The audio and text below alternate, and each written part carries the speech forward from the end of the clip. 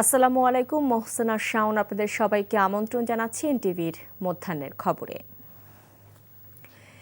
April মেয়ের মধ্যে voter তালিকা হালনাগাদ ও চূড়ান্ত করার কাজ শেষ হবে বলে জানিয়েছেন প্রধান নির্বাচন কমিশনার এএমএম নাসির উদ্দিন। সকালে নির্বাচন কমিশনে RFET গোলটেবিলের আলোচনায় অংশ নিয়ে তিনি আরও বলেন, লেভেল প্লেয়িং ফিল্ডের ক্ষেত্রে নির্বাচনের পদ্ধতি এখনও নির্দিষ্ট করা যায়নি। আর নির্বাচন ব্যবস্থার সংস্কার কমিশনের সব সুপারিশই গ্রহণযোগ্য নয় বলে জানান প্রধান নির্বাচন commissioner. I want to depend on the people of the country. আমি মানুষের উপর নির্ভর করতে চাই। আমরা একটা উৎসবমুখর পরিবেশ সৃষ্টি করতে চাই ভোটের দিন। এইটা আমাদের ঈদের দিন মতো হবে ওই দিন। আমরা সবাই মিলে অধিকার প্রতিষ্ঠার জন্য ভোটের কেন্দ্রে শুধু ভোট দিতে যাব না, ভোট রক্ষার জন্য যাব। আমরা শুধু পুলিশের উপর নির্ভর না করে আমি জনগণকে আবেদন জানাবো যে আপনারা উৎসবমুখর পরিবেশে ভোটের দিন আসবেন, নিজের ভোটটাও দিবেন এবং আপনার ভোট যাতে কেউ কেড়ে নিতে না পারে। বাংলাদেশ থেকে পালিয়ে যাওয়া স্বৈরাচারী প্রধানমন্ত্রী শেখ হাসিনার মেয়ে সাইমা ওয়াজেদ পুতুলের বিশ্ব স্বাস্থ্য সংস্থার অবৈধভাবে নিয়োগ পাওয়ার অভিযোগ তদন্ত শুরু করেছে দুর্নীতি দমন কমিশন দুদক। বলা হয়, শেখ হাসিনার প্রভাব খাটিয়ে দুর্নীতির মাধ্যমে বিশ্ব স্বাস্থ্য সংস্থায় নিয়োগ পেয়েছেন পুতুল। যুক্তরাজ্য ভিত্তিক প্রভাবশালী মেডিকেল জার্নাল দ্য ল্যান্সেটে এক প্রতিবেদনে এ তথ্য নিশ্চিত করেছে। বিশেষজ্ঞরা বলছেন, এ ধরনের ঘটনা সংস্থাটির ভাবমূর্তির সংকট তৈরি করেছে। এক চিঠিতে সাইমা ওয়াজেদকে বিশ্ব স্বাস্থ্য সংস্থা থেকে অপসারণের জন্য সংস্থাটির ওপর চাপ প্রয়োগের অনুরোধ করেছে দুদক। বলা হয়, বিশ্ব স্বাস্থ্য সংস্থার আঞ্চলিক পরিচালক হওয়ার ক্ষেত্রে যোগ্যতার ঘাটতি ছিল সাইমা ওয়াজেদের। পুতুল তার মায়ের প্রভাব খাটিয়ে দুর্নীতি পরায়ণ চর্চার মাধ্যমে তার নিয়োগ নিশ্চিত করেছেন। 2024 সালের ফেব্রুয়ারি মাসে বিশ্ব স্বাস্থ্য সংস্থার দক্ষিণ পূর্ব এশিয়া বিষয়ক আঞ্চলিক পরিচালকের পদে নিযুক্ত হন পুতুল। নিত্যপণ্যের চড়া দামে মানুষের কষ্ট হচ্ছে, কিন্তু সরকার ইচ্ছে করে মানুষকে কষ্ট দিচ্ছে না উল্লেখ করে অর্থ উপদেষ্টা ডক্টর সালেউদ্দিন আহমেদ বলেছেন, সিস্টেম কাজ করছে না, এটাই বড় সমস্যা। আন্তর্জাতিক কাস্টমস দিবসের অনুষ্ঠানে এসব কথা বলেন উপদেষ্টা। বলেন, ন্যাশনাল সিঙ্গেল উইন্ডোর মতো গুরুত্বপূর্ণ একটি প্রকল্প বাস্তবায়নে 6 বছর সময় লেগেছে, যা স্বাভাবিক নয়।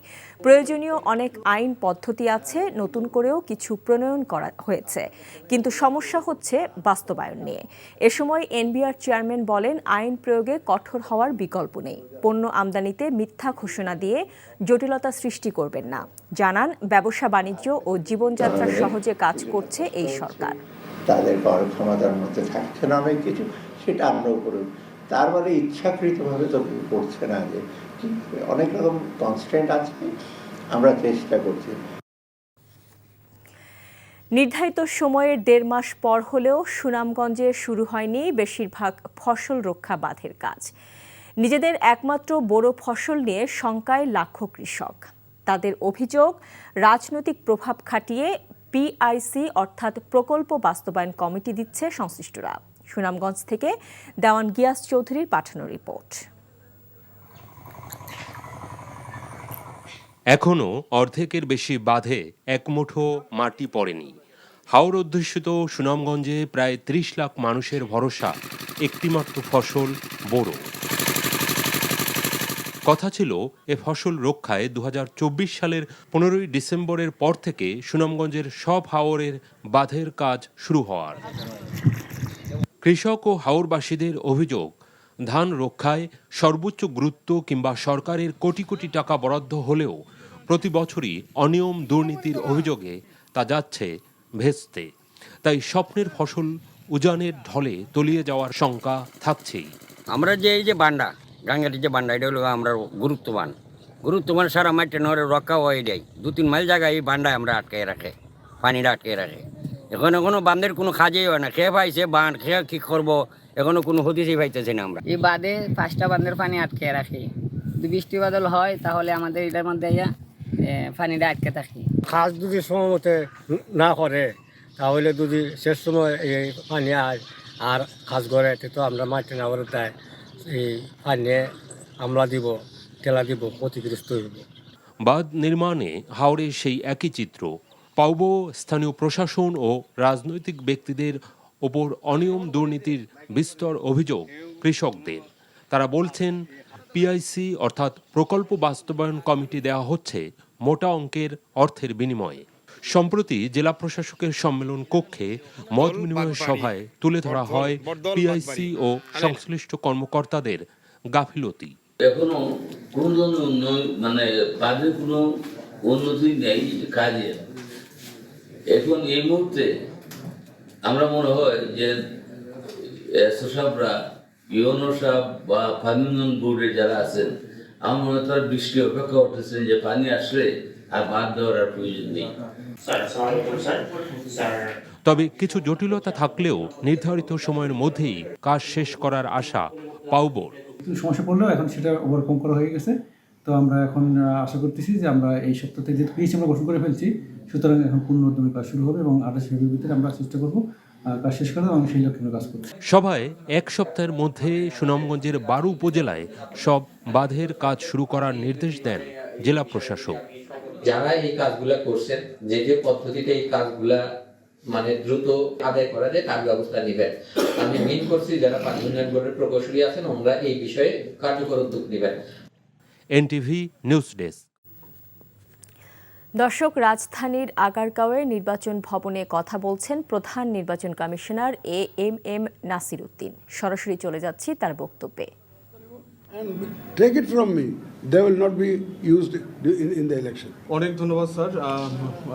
প্রধান নির্বাচন কমিশনার নিশ্চয়ই খুব খোলামেলা আলোচনা করেছেন এবং আপনারা নিশ্চয়ই অনেক ভালো নিউজ পেয়েছেন। নিউজ ধরানোর তারা সবার রয়েছে। আমি আবারও অনেক ধন্যবাদ জানাচ্ছি মাননীয় প্রধান নির্বাচন কমিশনার মহোদয়কে এবং সহযোগিতা করার জন্য শরীফ ভাই এবং আশরাফ ভাইকে। আমরা একটু থাকবো, আপনারা একটু এখানে বসবেন। আরইপিডির সদস্য যারা এবং নির্বাহী কমিটির সদস্য যারা, আমরা একটু গ্রুপ ছবি নেব আর সবার জন্য নাস্তার ব্যবস্থা আছে। একসাথে সবাই উঠবো, এখানেই নাস্তা দেওয়া হবে। একটু বসে জাস্ট ছবি। প্রথমে আরইপিডির নির্বাহী কমিটির সদস্য যারা একটু চলে আসেন। দর্শক দেখছিলেন নির্বাচন ভবন থেকে সরাসরি সম্প্রচারিত সিএসির বক্তব্যের কিছু অংশ। মুক্তিযুদ্ধের সেক্টর কমান্ডার সাবেক সেনাপ্রধান অবসরপ্রাপ্ত major general K M Shafiullah মারা গেছেন। ইন্না লিল্লাহি ওয়া ইন্না ইলাইহি রাজিউন। সকাল 10টার দিকে ঢাকার সম্মিলিত সামরিক হাসপাতালে অফিসার্স ওয়ার্ডে চিকিৎসাধীন অবস্থায় তার মৃত্যু হয়। কে এম শফিউল্লাহর জানাজার নামাজ আজ দুপুর 1টায় রূপগঞ্জ থানা সংলগ্ন আব্দুল হামিদ উচ্চ বিদ্যালয়ের মাঠে অনুষ্ঠিত হবে। 90 ঊর্ধ্ব শফিউল্লাহ দীর্ঘদিন ধরেই অসুস্থ ছিলেন।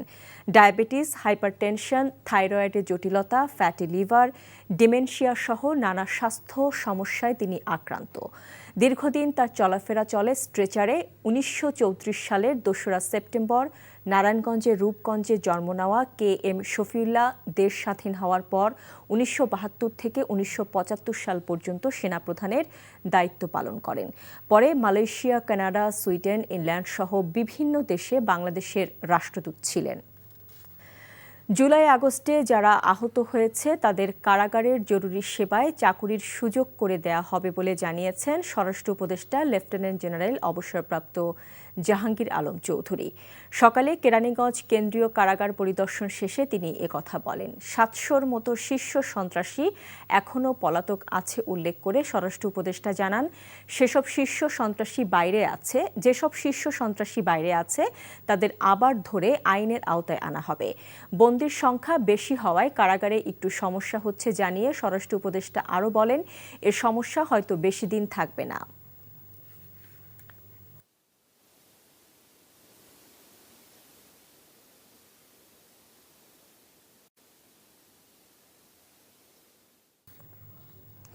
আর এই ছিল মধ্যাহ্নের খবরে। এই খবরের ভিডিও সহ আপডেট জানতে ভিজিট করুন এনটিভি অনলাইন www.ntvbd.com। এছাড়াও এনটিভির জনপ্রিয় সব অনুষ্ঠান ও খবরের আপডেট জানতে ভিজিট করুন আমাদের ইউটিউব ও ভেরিফাইড ফেসবুক পেজ।